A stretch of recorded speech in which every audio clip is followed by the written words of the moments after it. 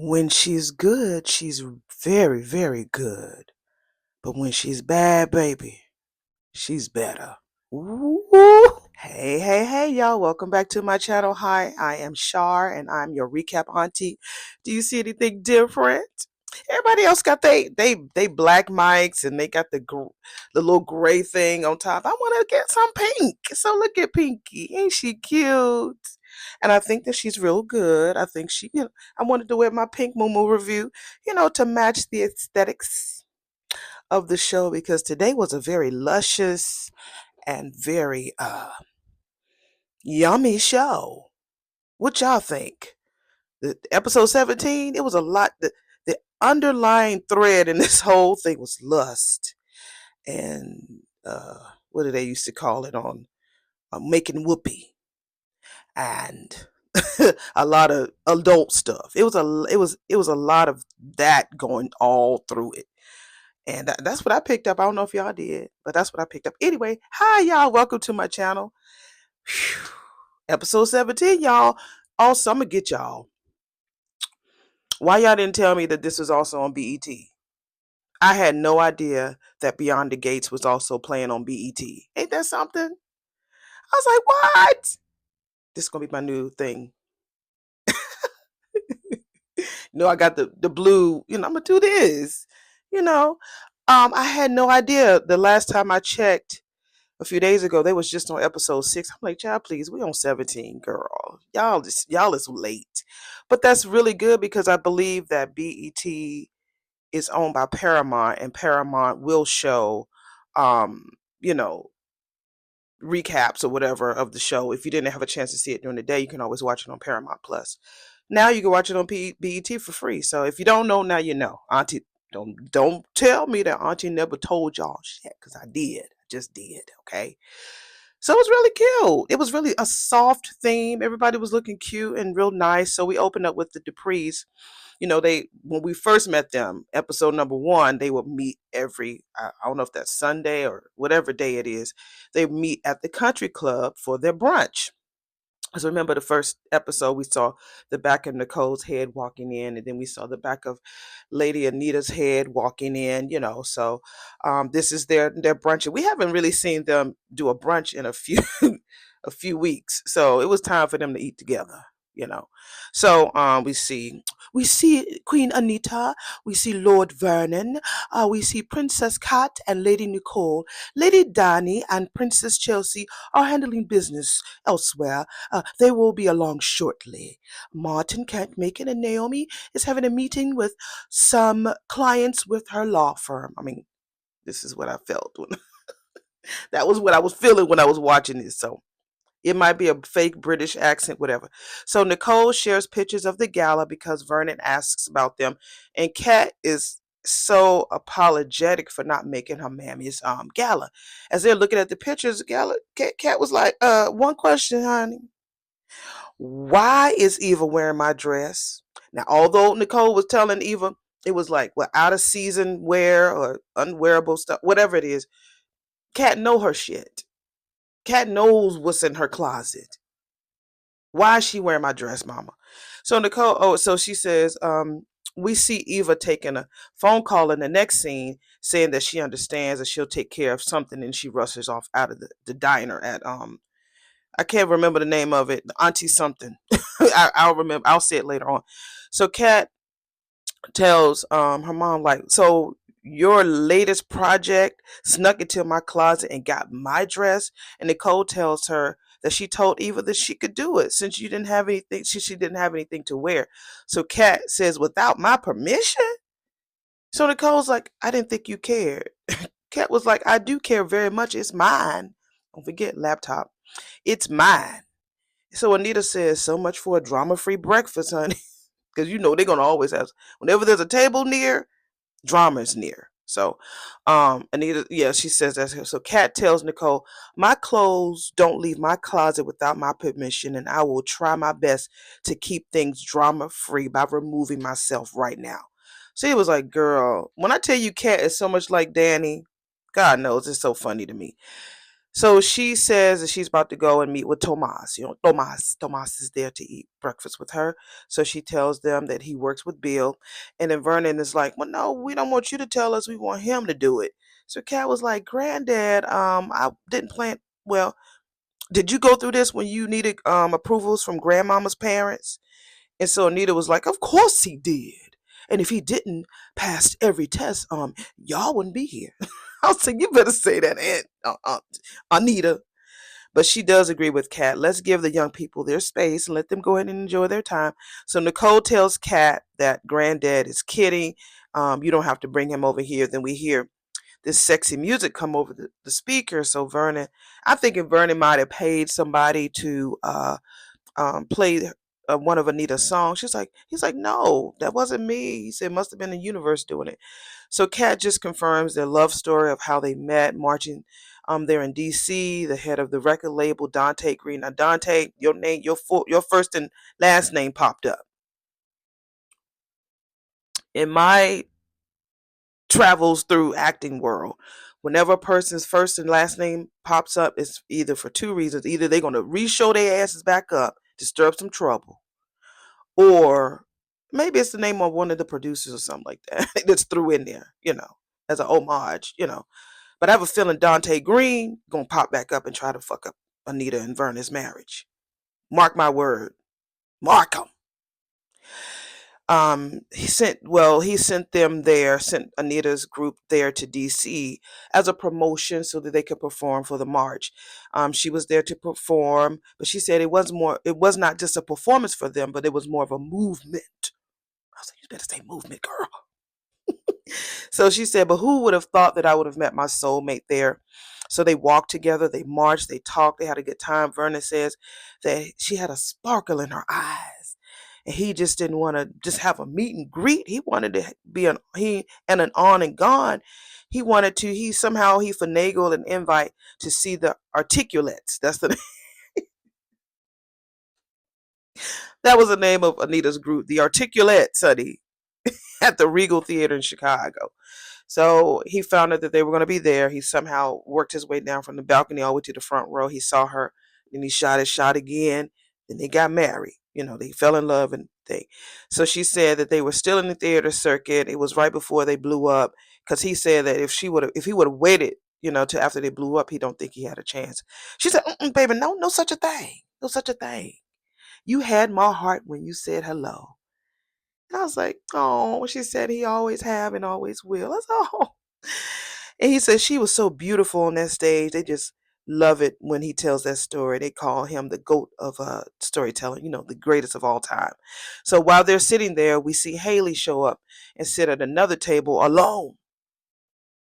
She was already at the house. I'm gonna maybe squeeze this in. Haley was already at the house talking to Bill and Tomas and old messy Mike. Micah's a trip, honey. So she was just, hi, everybody, trying to be all regal and like she's rich. I mean, she is, but you can tell that she's putting on the air. They got her always dressed like a mob boss. She had this, a mob boss's wife. She had the long, wig. She had this crop, cute tiger stripe fur jacket, always wearing leather, honey. They're going to always squeeze leather on her body. So when Mike's here, he's like, hey, Haley. And so Tomas is like, hey, Mrs. Hamilton. She said, oh, no, Tomas. You don't have to do that. I'm still a paralegal. I will still be working there at the office. And so Mike was like, really? Interesting. I said, mm-hmm. Mike knows some secrets about Bill. They gonna kill Mike. Um, so as she was like, okay, I'll see you guys later. And her hair flows in the wind. So Bill, Messy Mike, I call him Messy Mike. Mike was like, that's one sexy ass woman. He was like, watch yourself, Bill. Bill was like, watch it. He's like, okay. I thought that's what we do. I thought we share around here. He didn't say that, but that's the vibe I got from messy ass Mike. He was real creepy. We'll find out why he gave me creepy vibes. I don't remember ever seeing him before in any other episodes, but apparently he was there. I think that he did remember having a conversation about how he was happy that Bill was able to get that opportunity to be with Haley because she's fine and she's sexy, and he admired, and he was just really pumping up Bill about marrying one of the associates there. So I guess he was more proud of the fact that Bill was able to accomplish something that he didn't get a chance to do. I think Bill likes to play games. He likes to play a lot of tricks and stuff. Tricks is for kids, nigga. Anyway, we'll get back to the thing, to the country club. Haley gets there alone because she just thought that she could just go there and get her table, and that the wait staff were going to be standing there waiting on her hand and foot, and they asses was ignoring her. Excuse me, excuse, uh, hey, child, they was child. They didn't see her ass. They are the pre people. That's their country club, honey. That ain't yours. Anyway, Tomas shows up for Kat. She goes away from the table from the family. So Vernon was like, we shouldn't all look at them at the same time. And they all look at him. Tomas is like, your family is watching. She tells him they're just dying to meet him, and she tells him that she told them no. She didn't want to rush things. She just wants to get to know each other better before he takes that wild ride down Dupree land. So he concurs, and then he says, when the time is right, I'll be up for the challenge. She's like, oh, cocky, huh? He says, just happy to have you to myself. I said, okay, Tomas. Tomas. Okay, oh, Tomas. So we see Chelsea meet with Danny. That's like at the beginning of the show with her mom. And we're doing this breakfast. They said we are going to do this breakfast. And so Danny tells Chelsea about how she was able to meet with the curator for the first lady dresses at the Smithsonian, and she was able to get this curator to agree that one of the dresses, I'm thinking that Michelle Obama wore, that she'll be able to use that dress in this upcoming fashion show that Chelsea has to walk in. I said, oh, see, we're gonna have to dress up again, honey. I got you. I'm gonna be ready too. I don't. Let me see. I got all these hats and some dry. Yeah, we're gonna dress up when the fashion show comes. We're gonna dress up. So Chelsea is so thankful because I think Chelsea was going to tell her that she didn't want to walk in the fashion show, or that she wanted to quit modeling, but she doesn't know how to really get that word out of her mouth because she don't want to hurt her mom. Her mama seems to be right, like back in track when it comes to being back to herself. At least that's what we thought. So she don't want to break the bad news to her mom. So her mom said, girl, Ebony Magazine is going to be there. You're going to be it's going to cover the event. Girl, this is going to be big. So Chelsea was like, Mom, thank Mom. You always been a rock star to me. You always like show up and show out. So Danny tells Chelsea, like, what would I do without you? Chelsea's like, oh boy. So Chelsea is about to leave, and Danny stops her and asks her, you say you wanted to tell me something. What did you want to tell me? So Chelsea's like, never mind. It's not that important. I was like, girl, you're gonna have your mom. Okay, well, let's wait a little bit. Let's see, because Danny can really. We don't know. Well, she don't know what Danny's going through, but we know what Danny's going through, and I think that thing would devastate her. So when Chelsea shows up at the country club, she sees what happened with Haley. She sees all the waitresses and waiters just ignoring her, and she smirks. Then she sees Kat sitting at the table with Tomas, and so she goes over to the table, like, well, what can we have here? What is we doing? Hey. I was like, Chelsea, you mean. So Kat introduces them, said, this is my best friend. So she pulls Kat to the side and said, girl, I haven't done it yet. And Kat was like, girl, you need to do it because the longer you wait, the worse it's going to get. She said, look, your mother wants you to be happy and successful. That's what most mamas want. So Chelsea was like, well, you got the rational, non-codependent Dupree daughter. I got the other one, and she don't take heartbreak that well. So Chelsea goes and joins the family at the table after Kat leaves. So Vernon is still telling that damn story. I'm like, Vernon, now, they say you tell it a lot, but goodness gracious, you told the story the whole show.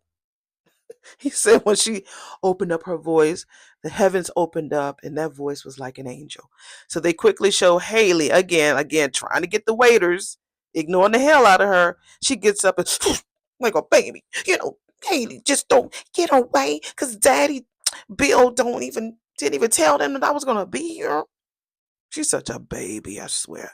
So as she's leaving, she runs into Danny because Danny finally shows up. And, Haley in her diabolical black, of course, and then Haley with her fire engine, Danny with her fire engine red on. She asks her, Haley, why are you so hangry? Did you just have breakfast? And Haley was like, oh, and then she walks off. I think they put like some type of they blacklist her because there's no way. So she makes it home. Haley makes it home to Bill. She tells him that she's never ate. He was like, how was breakfast? She said, I never ate. No one came to my table. He says, they must be short staffed at the Orphe Jeans. She's like, hell no, I didn't go to no fucking Orphe Jeans. Went to the country club. He's like, our club? She's like, yes, the wait staff looked right through me. She says, second wife doesn't mean second best.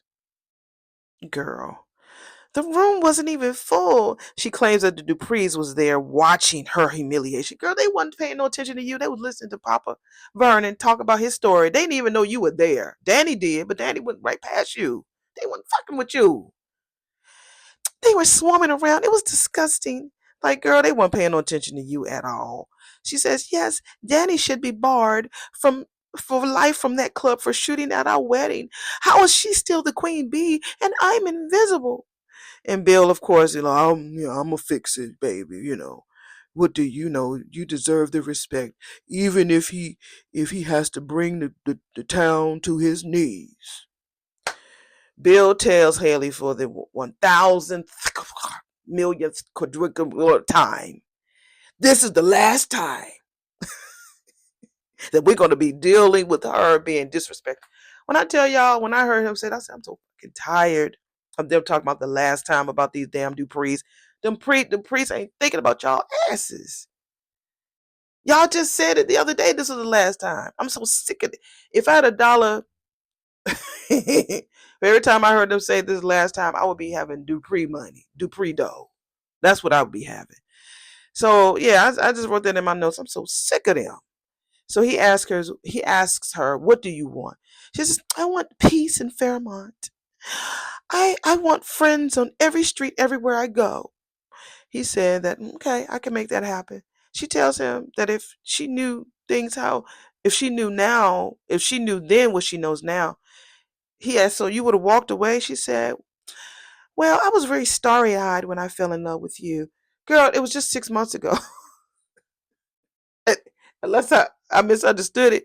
Wasn't it 6 months ago? I thought that when we first saw it, maybe he waited 6 months and then asked her to marry him. I feel like he did it quickly. I don't know. So she says she was not thinking about reality. She wishes they were honest with themselves. Maybe this whole thing is a bad idea. He said this whole thing, meaning, she said, this marriage, this house, this place, they will not stop until they destroy us. And I can't do this, Bill. Maybe we were not meant to be together. Maybe we should all just call this thing off. Bill is looking at her. You crazy bitch. Fuck that. You all that shit I went through, and you talking about walking away? Child, you crazy. I think that was pretty much the end of that. So Danny sits with the family. Vernon finally completes that damn story. So of course Danny apologizes for being late. She's working on a fashion show for the first Gen grant. And Danny goes on about how this is going to be a great opportunity for Chelsea. Chelsea had already told the family about the dress that she's going to be walking in. And Anita says, Chelsea told me about the dress. What a coup. Like, yes. So Anita tells Danny that your brilliant brain of yours, you could sell sand in the desert. Good work, Danny girl. I was like, you better say that, Mom. So Nicole tells Chelsea a story about when Danny was modeling and Vernon used to call Danny Napoleon behind her back. She's like, really, Danny? He's like, because he thought that she was going to take over Europe with her modeling by storm. So Anita is happy to see Danny smiling again. It's been a long time, way too long. And she says, yep, I feel like I got my spark back. So Eva interrupts, comes in there and tells Nicole that she has to sign some insurance claim forms because the deadline is near. I know a lot about that. I help agents or get doctor's records from different physicians. I don't get them, but I have to call them and they have to sign like a release form to make sure that the insurance, or maybe it was like people coming to see her and they wanted to make sure that their claim was filled, whatever. So Nicole is like, why didn't you call me, girl? And Eva tells her that she brought her tablet so that she wouldn't, she can execute the forms right there so she wouldn't miss out on her breakfast with her family. So Nita was like, that's very considerate of you, honey. So Nicole reintroduces Eva to the family as her assistant, and they were like, yeah, we remember her at the gala. So you can see Kat uh, sitting at the table with Tomas, but she's looking over her shoulder at Eva while she's on her date with Tomas. I'm like, girl, see, that's something. So Vernon invites her to sit down and join them, and so she's like, she looks at Kat. She's like, okay.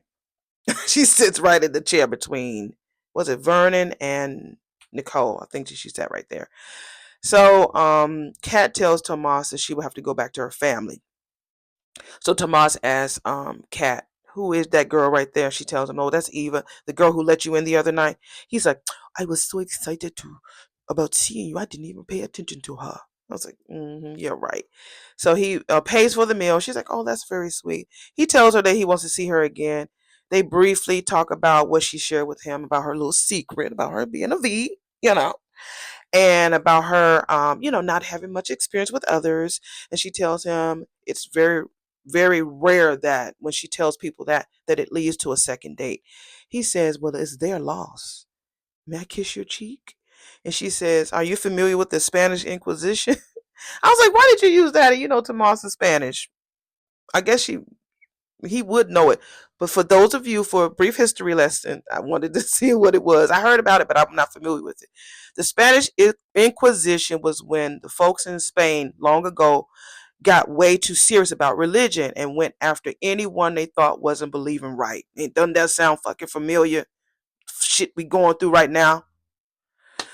Things got real messy. So things, because folks were snitching on neighbors, accusing each other of witchcraft and heresy, and people got locked up or worse, tortured, like stretched on racks or burned at the stake for just not believing exactly what the church said that they should believe. So I think that she was talking about more of the torture part that Tomas, if he did, like kissed her right there in front of them. Spanish Inquisition, nigga. So he understands and he leaves. So Kat walks up to Chelsea and tells her, no, Kat walks up to Eva and tells her, you're in my fucking seat. And Vernon tells Kat, there's another one right there, literally an empty one right across the way. Kat's like, it's okay. Um, it's okay. Kat, it's okay, granddaddy. She gonna get her ass up. So Eva doesn't have time to really sit around in the club anyway with all of her important duties calling. That's what Kat said to her grandfather. So Nicole says, Kat. And Eva says, she's right. I have tons of errands. I'll see you at the office, Nicole. So Kat sachets and sits in the chair while everybody's looking at her like, girl, you were so fucking rude. So she has a real smug smile on her face. So Kat is so much like her Aunt Danny. Kat is like Danny. Chelsea is like Nicole. They need to switch. So Nicole is like, why did you run my assistant away? So Kat tells her, you pay her to work, not sit around all day at the country club. So Danny is like, ooh. And so Anita skips the subject and asks Kat, so how did things go with the young man? So no, how did things go with your young man? So Kat's like, he isn't mine, grandmother. I mean, not yet. He has to work. So Danny tells Kat that you should have seen his face when Daddy Vernon gave him the eye. So Vernon was gave his face, and everybody started laughing. So Kat was like, "You promised, Granddaddy." And Granddaddy Vernon was like, "Look, young men need a healthy dose of fear and dread when pursuing a woman. Keep their asses honest." Anita's dad gave him one look, and Vernon said, I knew that I had to toe in line." So Anita was like, he was just protective. And so Vernon was like, well, you're worth protecting. All of you are worth protecting. So Danny says she has to leave to finish up some business, and Nicole says she has to leave too. So Danny tells them that it was a joy to spend a crisis free time with them. Anita says everyone is in a good place. Things are finally coming around. Vernon tells Anita they don't even try to deny it. As crazy as their family is, although there is peace, that Anita, he was like, baby, I know you can't wait for another drama to pop off. She's like, you know that's right. Cause she likes to flex. Anita likes to flex. I ain't mad at her, honey. She looks like Storm. Why not? Shit. This wreck house bitch. So Vernon was like, you know what? You still do take my breath away. He says, let's go home and remind ourselves of how blessed we are. Anita says, let go. And they bounce, baby. They probably bounce too, you know. Yes. So Eva, Tomas is in the lobby. I guess he's checking his phone. So Eva sees him in the lobby because remember she saw him at the table with Cass. So Eva's in the lobby and starts flirting with Tomas, telling him like, you look like you come handy in battle. You know, he says he saves his battles for the courtroom. She said, oh, an attorney. Guilty. Now I know an attorney. If I ever get into trouble, you can get me off multiple times if necessary. I said, oh, that bitch. That bitch. Then Kat. No. Okay. Well, let me. Oh, Kat walks up and she can hear them talking. So he tells her, you're bold. And I like that. I was like, come on, Tomas. Tomas. Don't do that, Tomas. So she was like, when I'm good, no, when she's good, she's very, very good. But when she's bad, she's better. That's me, but girl. He tells her, it's a pleasure meeting you. I'll see you around. So Kat comes up to Eva after he leaves and asks her, what were you doing with Tomas? Eva's like, whatever you think you saw. Kat cut her off. I was like, I saw you forcing yourself on people who are too polite to tell you no, bitch. So Eva was like, if you're still playing bitter Betty about me being your mother's assistant, too bad because she's not firing me. Oh, if that was your brunch boy? Kat was like, you saw us, bitch. And you still made a move. So Eva was like, so threatened. It's tragic. We were only talking. You ought to see somebody about that. And so she left. So yeah, she came back. Eva came back to the club because then Kat walks in the off lobby again and says, what are you doing here? So Eva was like, Nicole left her sunglasses here. What are you doing here? And Kat was like, nothing I do is any of your business. So Eva was like, I shouldn't have asked. I didn't mean to pry. So Kat was like, you never mean to do anything. Everything just happens to work out for you because you manipulate it. Oh, the doe eyes. Mm-mm. Here we go. I know all about the Cinderella moment before my mother's award ceremony. How you got her to loan you one of my dresses. Yeah, I saw those damn pictures. Eva was like, look, that wasn't my idea. Kat was like, save it for someone who doesn't care or give a fuck, who don't know who you are. Eva was like, look, I didn't even plan to go to the damn ceremony. Nicole insisted I would have never, it would have been rude to turn her down. Kat was like, well, at least Cinderella had a good sense to choose appropriate footwear. So Eva was like, great advice. Next time I'll borrow a pair of your red bottoms with your dress. And Kat was like, there will never be a next time, bitch. And taking something that's mine doesn't make it yours. It makes you a fucking thief. And Eva was like, I don't want anything that belongs to you. Kat was like, please, honey, just my life and everything in it. Well, all of it is out of your fucking league, including Tomas. I was like, now, Kat, you was I was on your side until you mentioned Tomas. Girl, you gave Eva every ammunition in the world to to give him her cat. Cat. You should have said that. That was the end of them. So we see Jacob and Marcel in the car. It wasn't nothing. They was doing a stakeout, and Marcel was trying to school him on about, stop being so quick to want to jump on stuff. Let things simmer. Let the water be cool a little bit before you want to jump in and be superhero. I've been in this shit a long time. I'm Marcel, nigga. I know what I'm talking about. So he said, just let me be able to get through this so I can retire, so I can be with Sheila. Jacob says, how long you been married to Sheila? Oh, Sheila's my boat, nigga. That's Sheila. Showed him his boat. Said, now my wife don't want to fish, don't want to go on no boat, don't want to do that. I said, Marcel, you call me. I'll go and do it with you. All right. I ain't never done it before. I wouldn't do it with my boyfriend. I mean, I'll test it with him first to see how I feel. Then we'll see. Marcel, we can do it. So that was a little, but they did see Joey.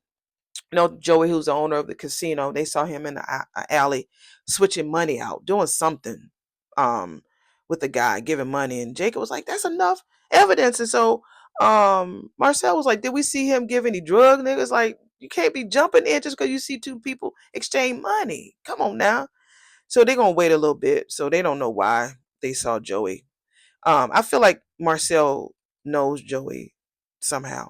Then we get to Naomi, which was a good part. Naomi meets with some ladies at the Orphe Jeans, and they felt that was a really safe place to do it. So these four ladies used to work for Bill at his firm, his law firm, and they want to do a lawsuit against Bill because Messy Mike was his old nasty ass, was filling all of those women and touching on them and making all these inappropriate things and statements about them. So whenever they would go to HR and complain about it, they would either get fired or demoted. So one particular girl said that Mike had asked her to go out on a date with him, and she said, well, I got a boo, I can't do that. So he got mad, and she was already a secretary. She was almost promised a promotion to be paralegal.